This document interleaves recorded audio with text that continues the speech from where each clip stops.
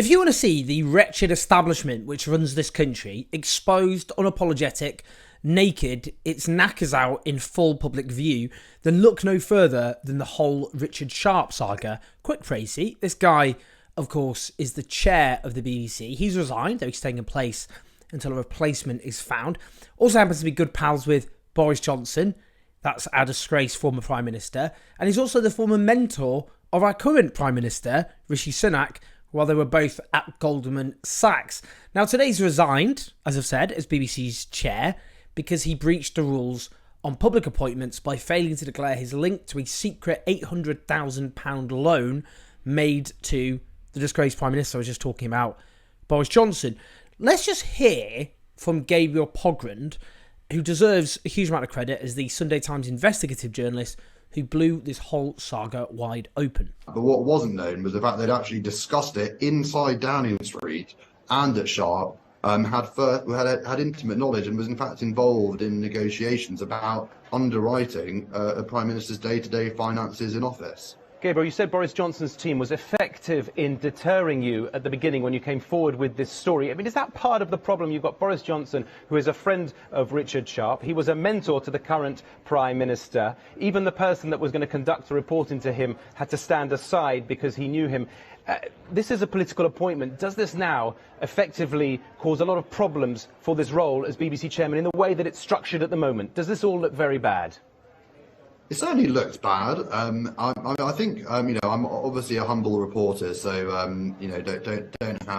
never have any intellectually original opinions of my own. But I think it is apparent that even by the standard of BBC appointments in times gone by, this certainly gave the appearance of being of coziness, of friends who knew each other and saw each other outside the worlds of Westminster and Whitehall. Making things happen without the knowledge of those appointed to ensure probity and due process was done. And it is possible now that this will lead to a wider conversation about the way these appointments are administered. I mean, by the way, just another connection to add to those you just enumerated. Rishi Sunak, while a junior banker, had Richard Sharp as his boss. So, I mean, there's connections between almost literally all the main characters in this story. And I think, at a time in the BBC, I mean, I certainly don't need to tell you this, but obviously there's massive scrutiny. It's a profoundly complicated and difficult moment for the corporation.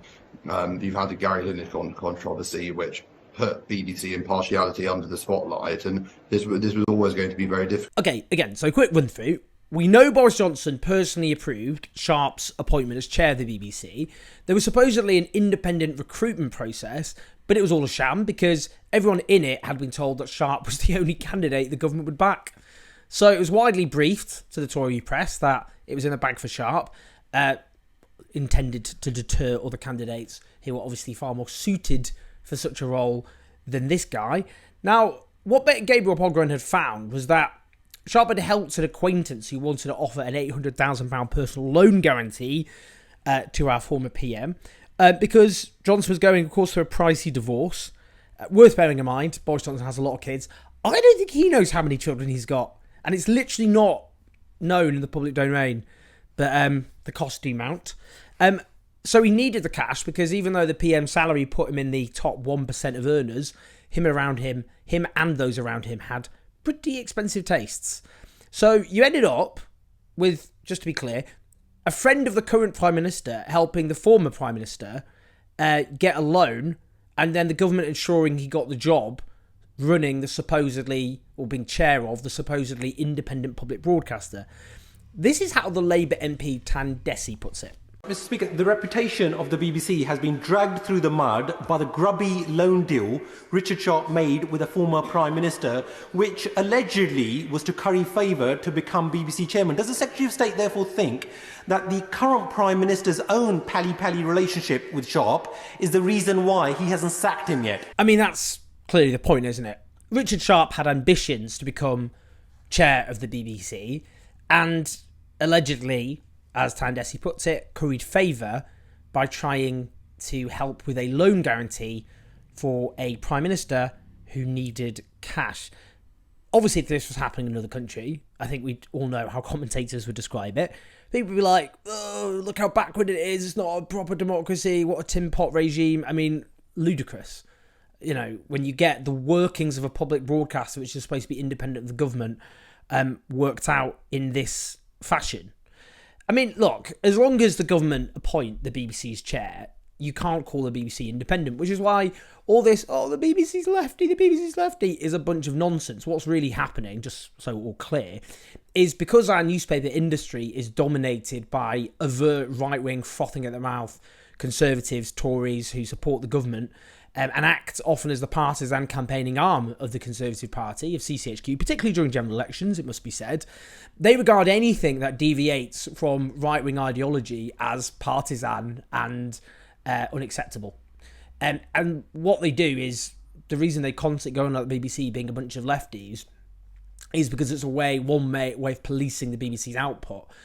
So because the BBC is bound by certain standards that newspapers aren't bound by, the BBC does have to present other voices.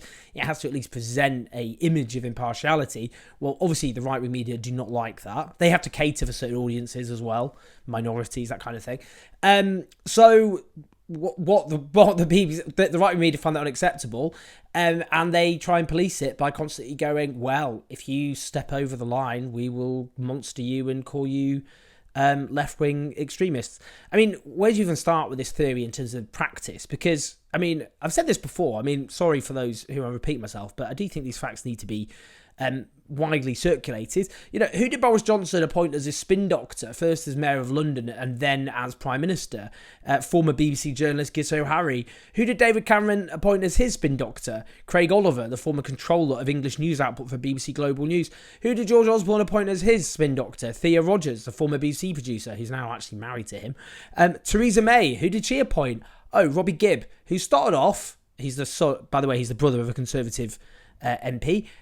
He had also used to work for Michael Portillo. He started at the BBC, then worked for Michael Portillo, then ended up... he was Chief of Staff, so I should be clear, Chief of Staff to the former Chancellor, Shadow Chancellor Francis Ward of the Conservative Party, but was linked to Michael Portillo and his leadership bid. Then he ended up running BBC's Westminster political programmes, so the old Daily Politics, that kind of Sunday Politics, do you remember, presented by Andrew Neil, who was the flagship political interviewer of the BBC, despite running a hard right, being chair of a hard right news magazine, The Spectator. What happened then is Theresa May appointed Robbie Gibb as her Director of Communications from the BBC, and then he went on to help set up GB News, and then ended up back at the BBC. And then, as the likes of Emily Maitlis have pointed out, Robbie Gibb was alleged to play a key role as an agent of the Conservative Party within the BBC. That's your lefty den. Bunch of bloody comrades, aren't they? Bolsheviks at the BBC. That's what we're talking about. I go on. There's lots of other examples of this revolving door, like Allegra Stratton, who was the former, worked at Newsnight as their political editor, ends up at ITV, then ends up being spin doctor for Rishi Sunak, then spin doctor for Boris Johnson, did not end well. Who's also married to James Forsyth, who was the political editor of The Spectator, a Times columnist, a Sun columnist, also best man at Rishi Sunak's wedding. I think godfather to his children. Anyway, best friends with Rishi Sunak. Now ends up working for Rishi Sunak himself directly. I mean, come on. The whole thing is so ludicrous. Now, you want to put this in broader context. The Tories tried to make Paul Dacre the head of Ofcom. Paul Dacre is the former Daily Mail editor, like a right-wing ideologue par excellence. And they wanted to make him in charge of Ofcom, which is charged with regulating broadcasters to ensure impartiality. They also tried to make veteran right-winger Charles Moore, former editor of The Telegraph and The Spectator, himself chair of the BBC. I mean, look, as I've said, these people will dominate right-wing newspapers, but they want total control. For them, it's just about anything, which is even vague liberalism or centrism, is seen as absolutely raging leftiness to them, and it needs to be purged from public life. I mean, they went after the left and did a pretty good job on us. But their ambitions go further than that, which is to crush anything which deviates from right-wing ideology. I mean, they act, don't they, right-wingers, as though they're marginalised and silenced rather than running the government and most of the media, without even talking about the world of business. They're cry bullies. They want total control. They act as though they're victims who are being silenced when actually they dominate every aspect of our life. But for them, that's not enough. They want to dominate, not just nearly all aspects of our public life, but all of it. Now, look, the BBC clearly needs to be transformed and made independent from the government. I can't believe I even have to say this. Obviously, we shouldn't have the government appointing the chair of the BBC. The entire board of the BBC needs to be completely independent, not obviously packed with government lackeys and the rest. We shouldn't have a revolving door between the BBC and government. I would ban that myself. I don't think you should have a public broadcaster being used as a recruitment pool for Tory ministers, or Labour ministers for that matter. I mean, Labour prime ministers and all the rest. I do think demarcation is important. But look, this is about the establishment. It just shows they're all in it together, to coin a phrase. You have this revolving door which binds them together. They're obviously socially very intertwined. They have an ideology that binds them together, which, clearly puts them in terms of their interests. Whose interests do they serve? Is it that of the wider public, or is it essentially looking after each other? You can see how this works. It's not a conspiracy theory, is it? It's just you can see with your own eyes how this all operates. And it just underlines how we need to tear this whole establishment down. That's my view. I want to hear your views, as ever. Do leave them in the comments. Do press like and subscribe. And when you subscribe, please hit the notification bell as well. Do support us on patreon.com/OJS84. I will see you in a bit.